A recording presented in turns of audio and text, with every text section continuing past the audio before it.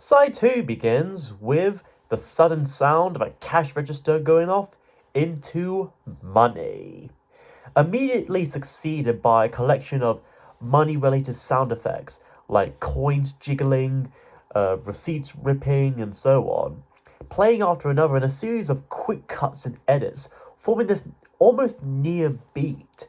Then, of course, Roger Waters steps back in with that familiar and catchy blues-esque bass line. And following on top of that would come Nick Mason's drumming, Richard Wright playing on a bit of a Wurlitz electronic piano, and David Gilmour strumming a little bit of jam on his guitar. That jam is so good, I bet it'll taste nice even when spread across a nice slice of bread or toast. Then David sings once again about, what else? Money, and all the things you can do and buy with it. I have no doubt this would be Eugene Crabb's favourite song.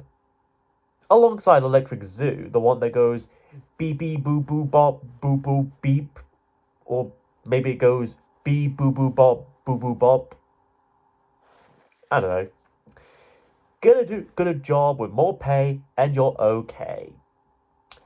Unless you happen to be cheap, of course. I'm alright, Jack. Just keep your hands off my stack. But you're totally free to step all over it with your feet. This is also possibly among the few Pink Floyd songs to feature clear profanity, as David says, "Don't give me that do-goody-good BS." Which I'm very sure you know already what that actually means. Then we have the first solo of this song at the 2-minute mark, which isn't a guitar one from David, but rather a saxophone solo by a close friend of his, Dick Parry.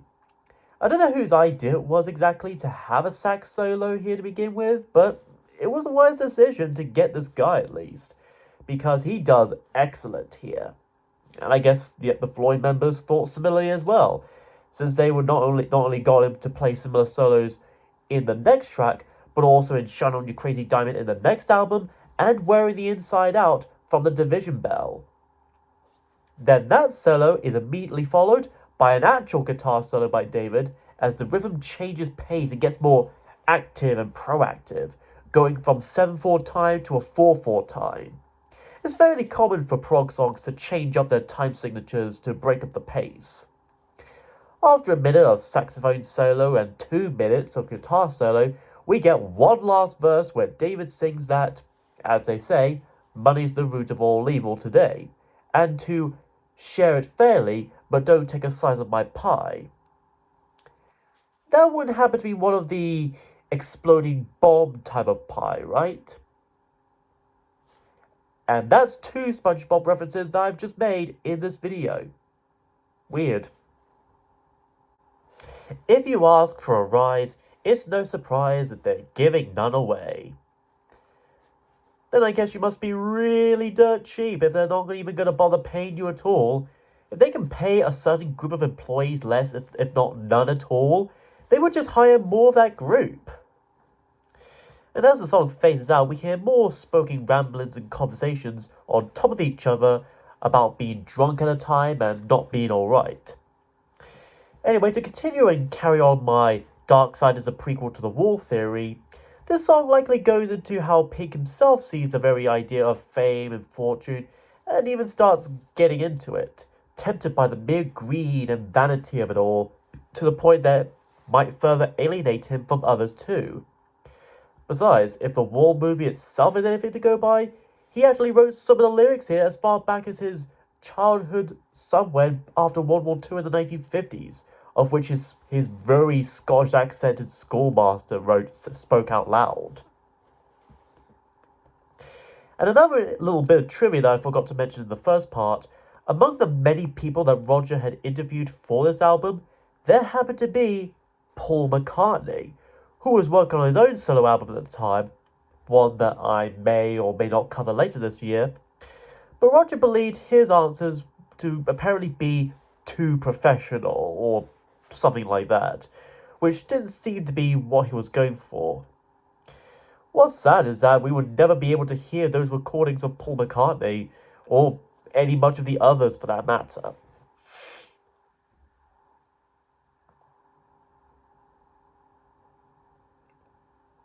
Next up, as all that music and chatter phase out altogether, the serene chord on the Hammond organ drones out as much as it could as we transition over to Us and Them. The main tune of this track actually has its beginnings back a few years earlier, when Richard Wright composed and recorded a piano piece simply called The Violent Sequence for the 1970 film Zabriskie Point, specifically its iconic climax where various household items get blown up in slow motion, no doubt inspiring the music video for Fatboy Slim's Gangster Tripping. But when its director, Michelangelo Antonioni, I do apologize for the butchering of that name, when he listened to it, he thought it was beautiful, but he felt it was also too sad, making him think of church. And he preferred something more like Careful with That Axe, Eugene, so they made a similar track to that in its place. Then cut to 72 to 73, where Richard decides to revive this piece and expand on it, as Roger Waters decides to write lyrics for it as well. Ones that deal with the senselessness of war, prejudice, and poverty. And to do so in subtle ways. I know, subtlety, right? That's a rarity nowadays. So that way, the listeners can form their own thoughts and conclusions. But before we do, we have Dick Parry playing a bit of saxophone again. This time with more slower pace and tone than in Money. Definitely like the classic jazz pieces that influenced the prog genre. In the verses, David sings the lead vocals as usual. Us and them, and after all, we're only ordinary men. At least as ordinary as internet reviewers who end up in arcs and storylines annoying fights and battles against fictional characters and monsters can be. Me and you, God only knows, is not what we choose to do. Instead, it's what we would choose to be, right? Then the mood builds and shifts from calm and even a bit sorrowful to loud and bombastic, as Richard joins in on the harmonic vocals with David about the front rank dying in war while the general sits with lines on a map moving from side to side. This must be a pretty philosophical game of Call of Duty. Actually, this bit here is pretty much about war in general and how men are eventually led to their eventual deaths and demise. Very much like what happened to Roger Waters' father and Pink's father in World War II, while those in command get to survive and lay back about it. In the second verse, David mentions black and blue and questions who knows which is which and who is who. Luckily for you, though, Sergeant Red Team will certainly tell you just that, who those dirty blues truly are. In the second chorus, haven't you heard it's a battle of words, the poster bearer cried. So he had the good fortune of reading YouTube comments. And possibly replying to them as well. After this, we get a little piano solo briefly for a bit as we hear Roger, the Hat, Manifold again, talking about a short, sharp shock, the difference between right and wrong, and good manners not costing much or nothing. With all these, I can easily imagine Pink himself, or Bob Geldof, whoever, asking these questions to a few various people and then hearing their answers, as the ones we hear on the album are the ones that stick first to his mind. Shortly afterwards, we get yet another saxophone solo from old Dick, just as genuine and emotional as the one before it. And soon after that, we get one last verse and chorus about a busy day, having things on the mind for want of a prize for tea and a slice. Then they bluntly say that the old man died. A very cold and downer ending, which definitely shows the bleakness that reality can be full of. Then the mood suddenly changes as we transition over immediately to Any Color You Like. Much like with On the Run and The Great Gig in the Sky, this too is an instrumental piece. This time without any people talking or women wailing or creepy helicopter-like sounds or anything like that. Just Richard taking full advantage of the Hammond organ, the EMS VSC3 and Synthi AKS over the other instruments. Speaking of, only Rick, Nick, and Dave are the only ones credited for writing this track.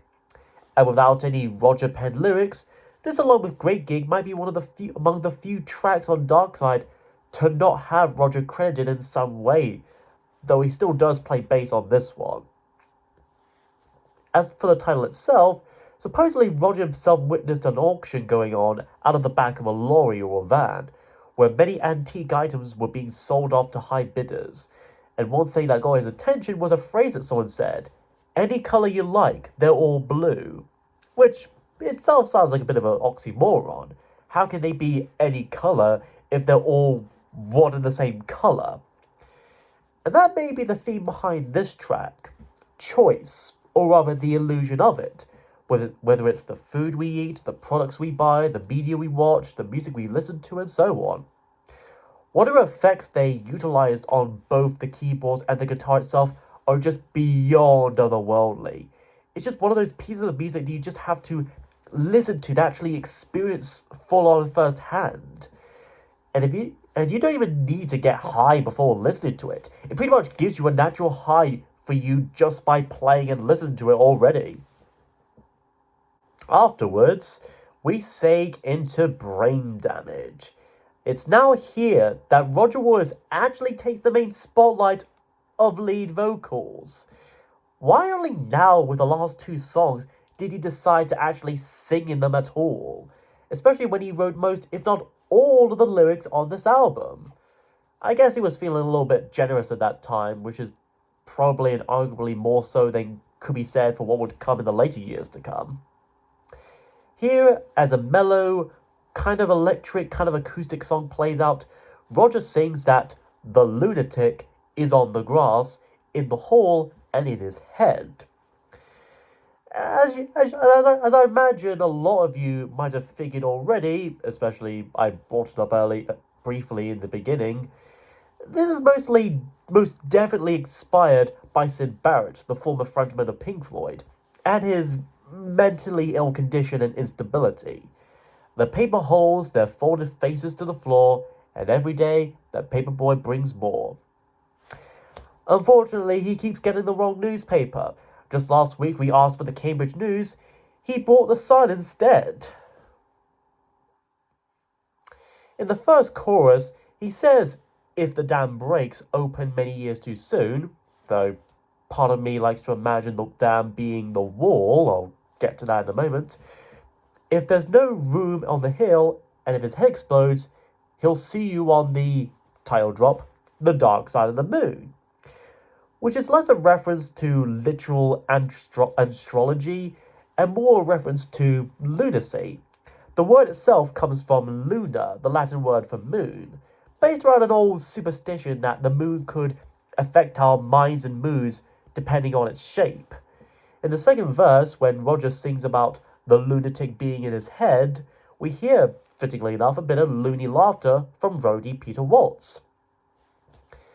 One of the later lines that I also noticed is, "You raise the blade, you make the change, you rearrange me till I'm sane."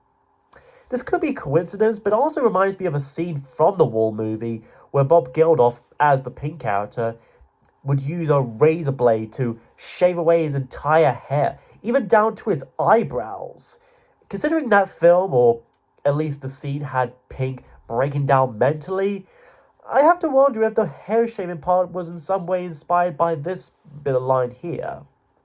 And if so, perhaps Pink is not only becoming self-aware of his growing lunacy, but is seeing it as inevitable, talking and singing to himself in second person, as if he had some disassociatively split personality or identity. He sees everyone around him as just as potentially mad as him anyway, so why try to resist it and stave off the inevitability of it? To him, just like how death in the Great Gig is inevitable, so is insanity. Not entirely quick to embrace it per se, but at the very least preparing himself for it. And the previously mentioned dam is actually his wall. And once it tears down, which it eventually does soon anyway, Pink will see him or himself, and perhaps all the people he knew, on the dark side of the moon, the dark hidden realm of the human conscience. You lock the door and throw away the key. Again, maybe foreshadowing how in the Wall movie, he had seemingly locked himself in his hotel room for some time. There's someone in my head, but it's not me. That someone could either be his long-deceased father, his overprotective mother, his wife who had cheated on him, the strict school teacher, the worms eaten into his brain, or even some alter ego of his waiting to break out. And if the band you're in starts playing different tunes. Now this right here is very clearly a shout out to Sid, how the rest of the Pink Floyd band would go off on their own direction and creative choices soon after he left. And by the end, we get some more laughter from Mr. Waltz. Since his daughter Naomi went on to play a possibly mentally unstable character in Mulholland Drive, I guess I can say, like father, like daughter. Speaking of David Lynch movies, that then brings us over to the final chapter of The Dark Side of the Moon, Eclipse. This is where all things finally culminate at last. The Hammond organ takes over once more in this gospel-like climax, as if after all the fears and madness, we finally made it to the light at the end of the tunnel. In a way, this song is not only a bookend for the whole album, but also a reflection and complementing counterpart of the song Breathe and Speak to Me. That song had the line of, all you touch and all you see is all your life will ever be. And then this song's very first lyrics are, all that you touch and all that you see, all you taste, all you feel, etc. As if after all that had come before and in between, things in life had finally been opened up to, and were finally able to see things from a much wider and even hopeful perspective. And it goes from there, acknowledging all that we love or hate, save or distrust, create or destroy, give, deal, buy or steal, all that are now or gone or shall come, and everything else under the sun are all in tune. But of course, the sun itself is eclipsed by the moon. Likely meaning that while everything around us, all in existence, are perfectly aligned and in order, we're still shrouded by this ever-present force. A force of nature, a force of evil and chaos, a force of ambiguity in which we may yet to even begin to comprehend? Who knows? But it's always there. And Roger Waters, or rather Floyd Pinkerton, has already figured it all out and has predestined himself. And as the song and the album finally goes out with a bang, and we hear that familiar heartbeat sound once more that began the album in a clever bookend, we hear one last bit of spoken dialogue from Gary O'Driscoll. There is no dark side of the moon, really. A matter of fact, it's all dark. The only thing that makes it look light is the sun. Now, this could mean a lot of different things to a lot of different people. Like, the whole idea of it being dark may not be as dark after all if the light or source of light on the other side isn't its own source of light. As if the darkness itself is just an illusion that people have to conquer and overcome. And just after that, if you were listening very closely with headphones and volume at max, you might make a teeny little glimpse of an orchestral version of Beatles' Ticket to Ride. This was apparently played out on tape and caught by accident while one of the people were being interviewed and recorded. But it's such a tiny little thing anyway, what could they do about it? But still, regardless and despite that little bit of fluff, it's a perfect ending song that goes out on a short, sharp shebang. No wonder Hans Zimmer made a rendition of this for the trailer of the recent June film. And anyways, this album is great. And I don't think I can even underestimate it. The way the songs say and transition from one to the next, how the themes connect together into something profound and meaningful, the bits of audio, dialogue, interviews here and there, and of course, the talents of our four Floyd members coming together to form something of such musically marvelous magnitude. Now, with all the praise and hype and celebration, even after half a century, is it likely that this album has become overrated? Maybe, possibly, probably, but I still enjoy it regardless, and I'm sure many of you people do. While albums like More, Umbagumma, Atom Heart Mother, Medal, and Obscure by Clouds could be seen as a particular period of time when Pink Floyd were trying to find and maintain their own sound and style after Barrett was out, this album was when they managed to perfect it. And with that, they had big, iconic concept albums for the rest of the 70s. Wish You Were Here, Animals, and The Wall. And it's thanks to this record. This isn't just about madness. It's about birth, life, death, and rebirth. Just recently, Roger himself announced that he had already done a new recording of the whole album some time ago, featuring more spoken word bits and no solos at all, and even plans to release it sometime later this year. In his own words, it's to bring out the heart and soul of the album musically and spiritually. I'm honestly split on this, and I'm sure many people are. On one hand, part of me is curious as to how this would go and turn out, but on another, I'm sure it won't be half as good as the original. If it ain't broke, don't fix it. Especially and so certainly not helped by particular feuds as of late between some of the members. But still, in spite of and putting aside what had been going on recently, I still listen to and appreciate Pink Floyd music, and I'm sure many of you still do. And that's what unites us Floyd fans together. If you want to see further insight and analysis on this album, I recommend checking out the video by the channel Vinyl Rewind, as well as a series of videos by Polyphonic, which I'll link to in the description. They're very interesting, eye-opening, and even a bit humorous as well. Taste the music and taste the rainbow. So what do you folks think? You think this is Pink Floyd's greatest album, if not one of the greatest albums of all time? Or do you think it's overhyped a bit too much and you prefer another album of theirs? Let me know your thoughts in the comment section below. Next time, we look into yet another debut album. This one I wasn't able to fit into last month, but here I am once more, in the playground of the broken heart.